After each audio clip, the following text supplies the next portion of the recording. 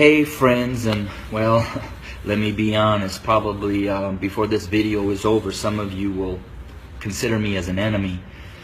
But I wanted to share a couple minutes about my thoughts, not only on the tragedies that we have been experiencing over these past months, and especially these last couple of days with the shootings of our black men, but what I'm coming to learn over my 23-year journey of being a white man, living and ministering amongst my black family here in several inner cities of Chicago.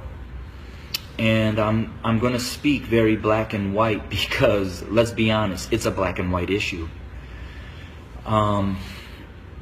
I want to take you to the book of Exodus, chapter 1, and I wanted to share a little bit of what took place prior to the rise of Moses.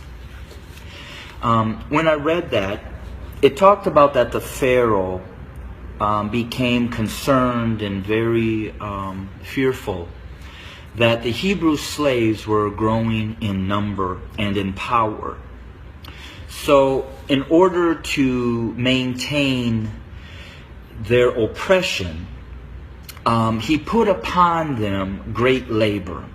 He put upon the Hebrew slaves cruelty to keep them down. However, they still grew. And so he brought together some midwives, and he instructed them that when a Hebrew boy was born, kill him. Well, these midwives did not follow, and the Hebrew slaves continued to grow. Eventually, the Pharaoh became so hatred and towards those Hebrew slaves that he made a decree. He put out an order that male baby boy Hebrew slaves were to be killed by casting them into the Nile River. Let's look at America. We brought blacks into this country as slaves. We never intended them to be anything other than a slave. But they began to grow in number and in power, and eventually they fought their way to some freedom. So we became even more cruel. And to keep our black Americans down, we lynched. But yet they rose. So then we used the welfare system, the criminal justice system, to keep them down, to contain them, to destroy them. But yet they rose, and they're rising.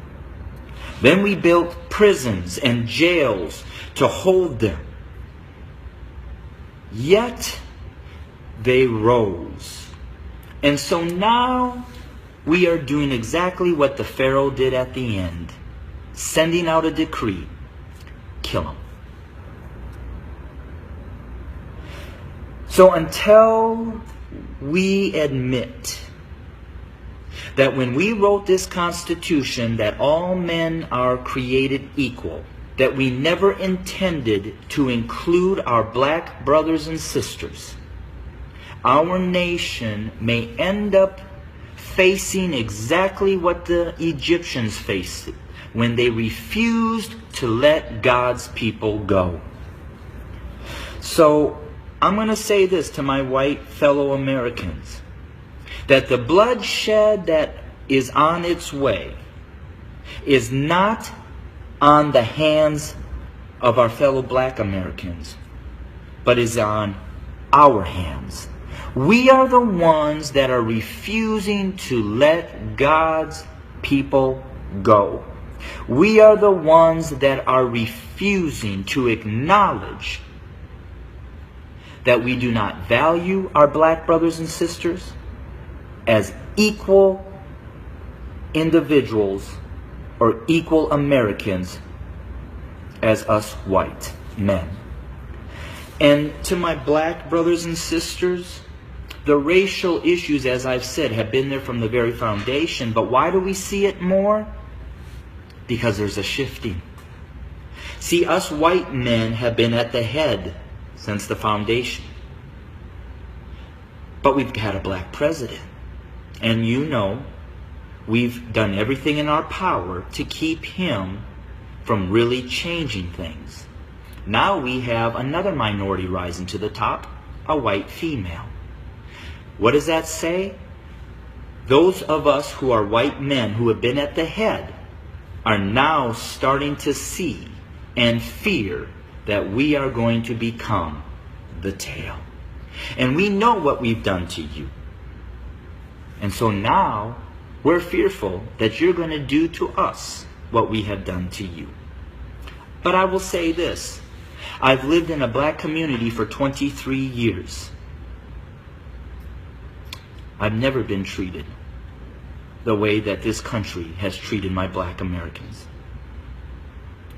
So I call out my white Americans to say we better heed, repent, acknowledge, and change.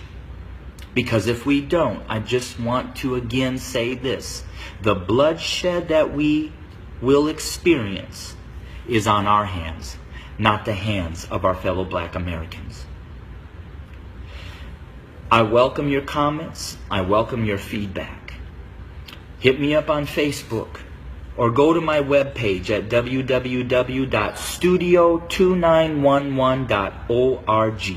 Again, that's studio2911.org. I don't necessarily know the answer, except for us white Americans need to repent, acknowledge the lies that we have taught, acknowledge our value system of equality. It is not here, and it does not include our black brothers and sisters. And we need to change, and we need to change now. Thanks for your time. Bless you.